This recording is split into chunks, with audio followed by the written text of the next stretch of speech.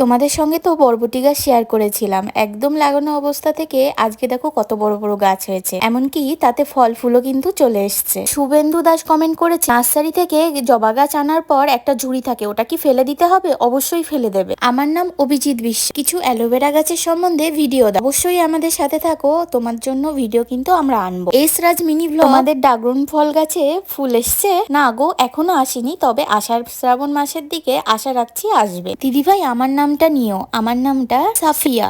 আরিয়ান মাহা comment করেছে, আমার time ফুল গাছ বড় হচ্ছে, সবজির খোসা ভেজানো জলটা দাও, নর্মাল গোবর সার যুক্ত মাটি দাও, দেখবে অনেক কিন্তু তাতে ফুল ফুটবে। আমাদের গার্ডেনে টাইম ফুল গাছে কিন্তু দারুণ ফুল ফুটছে। এই নিয়েও ভিডিও তোমাদের সামনে খুব শীঘ্রই আসতে চলেছে। তবে এই বরবটি গাছে একটাই সমস্যা হচ্ছে, এতে কিন্তু প্রচুর পরিমাণে পিঁপড়ে ধরে, কারণ বরবটি গাছের গোড়ার দিকটা কিন্তু একটু একটু মিষ্টি মিষ্টি, তাই একে কিন্তু নিম তেল স্প্রে করতেই হবে। কেমন